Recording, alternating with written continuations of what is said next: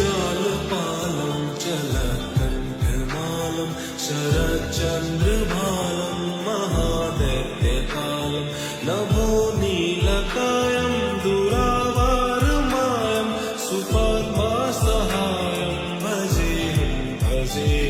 सदा बोधिवासं गलत्पुष्पहासं जगत्सन्निवासं शतादित्यभासं गदाचक्रशस्त्रं लसत्पीतवस्त्रं असच्चारुवक्त्रं भजेऽहं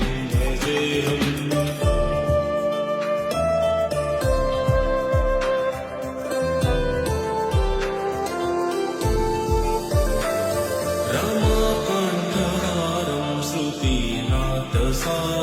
जलान्तर्गतहारं